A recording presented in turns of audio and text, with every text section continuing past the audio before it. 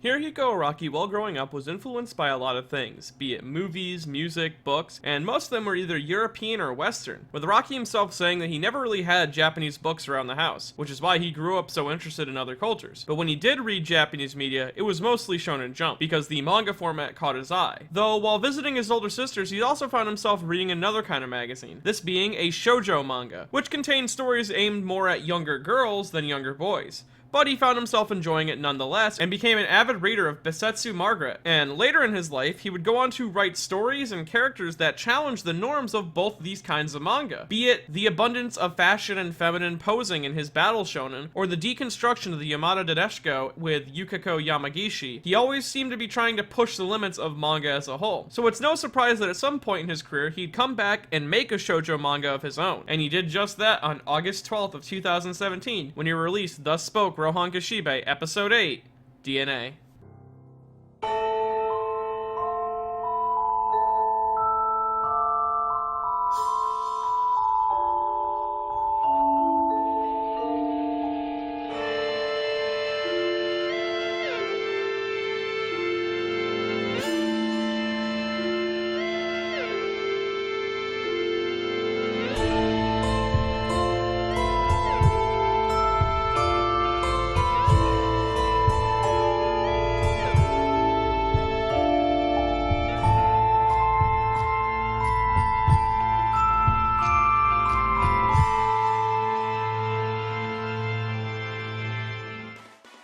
D.N.A. is a really interesting venture for Araki, with him saying that what he wanted to do when writing it was make a weird but romantic story that had an unusually happy ending, since it was his first time writing for a shoujo magazine. Along with this, the name D.N.A. itself is directly related to the plot, though we'll discuss that afterwards. The story starts in what seems to be a dreamlike scenario, with a couple talking to each other amid a horrible car accident. The guy himself discussing how he wishes that they had a wedding instead of worrying about his career, all the while demonstrating a strange quirk about his person, where he scratches the side of his head with only his pinky while sticking out his tongue. Along with this, we see him opening a can of soda with just his pinky, and after a few strange panels, he calls his wife a good person, and we are shown how deadly this car accident really was. Then we cut to Rohan, who's being called to a meeting by honestly the most ironic character to have in a shoujo manga, that being Yukiko Yamagishi, a character who was created originally to challenge the ideas of moe perfectionism that was becoming a norm in shoujo mangas during the run of Part 4. She's also looking quite different than the last time we saw her, seeming to take direct visual inspiration from Nana Komatsu, the actress for Yukiko in the live-action Diamond is Unbreakable movie, which was airing around the same time that this manga debuted. And I actually feel like this design change was handled in a pretty fun and clever way, with Rohan asking who she is, and Yukiko getting mad at him, only for Rohan to reveal that he was actually just talking about the woman that Yukiko brought to meet with him. This helps establish who she is to both new readers and old readers who might not recognize her right away. Now, the reason that he was called here was because Yukiko's mother's friend, Mai, wanted to ask him about her daughter. As Mai explains, her husband died 15 years ago, and she could never find someone she loved nearly as much as him to remarry, but she knew she always wanted a child, and this caused her to go out and get artificially inseminated at a sperm bank. And after Rohan questions her on the process of that, she tells him that she's worried that her daughter might have something wrong with her, because as of recent, she's showing some bizarre changes to her body. And when she says bizarre, she means stuff like the fact that her daughter has only ever been able to speak backwards, that her feet suddenly become soaking wet out of nowhere, and that her footsteps make no noise.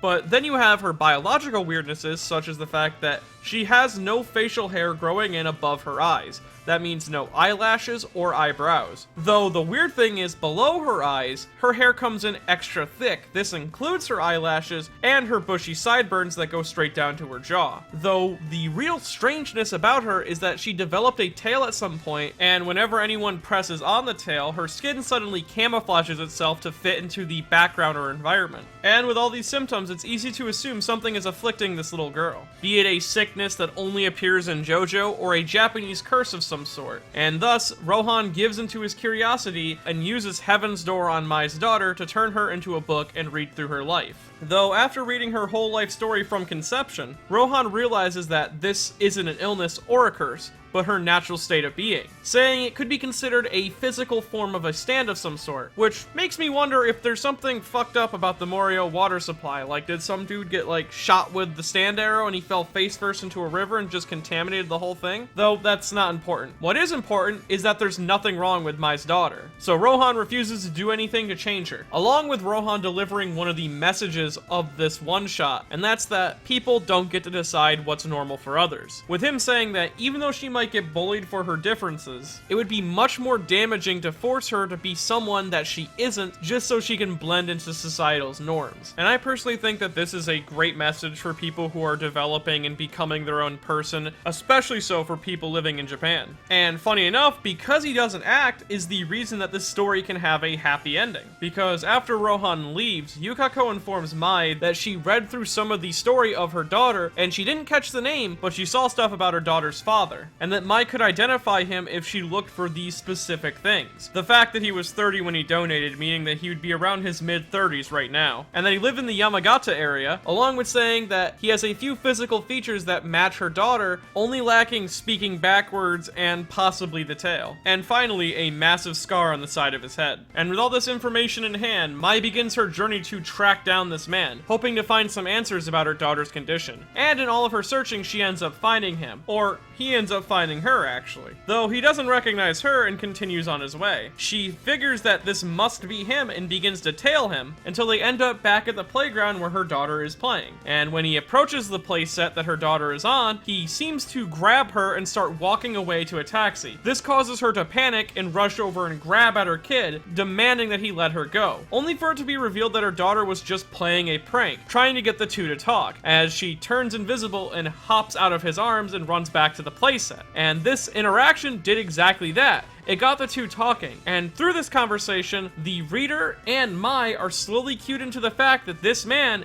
is her late husband. He shows this through his weird quirk, where he scratches the side of his scar with his pinky while sticking his tongue out. This scar is also the same location or place where her husband got cut open in the car accident, and he also claims that he has died once for a little bit in his youth. But most importantly, when he leans down, hands the daughter a soda that he cracks open again with his pinky, and tells her that she's a good person, which are the last words that Mai remembers from her late husband. And this all plays into the theme of DNA and living with what makes you, you. As in this story, these two are brought back together after 15 years of being separated from the genetics of Mai's daughter, both of their DNA. Because if Mai's daughter was born without these bizarre deformities, Mai would never have found her late husband again, or even went searching for him. And if Rohan changed her daughter to fit into social norms, Mai would never have a reason to look for him either. Mai's daughter is such an important aspect of this love story that her name literally means the true center, something that brings two things together, or the truth that connects two things. And after this exchange between the two, they actually ended up getting married again 3 months later. And we learn this when Yukako tells Rohan about it, and he seemed pretty shocked, but in a nice way. He originally abandoned the whole situation because he was disgusted with the idea of someone forcing another to change just to fit into societal norms, only to hear that his choice ended up positively affecting the situation let him walk away happy, saying something along the lines of, sometimes strange things do happen. Now,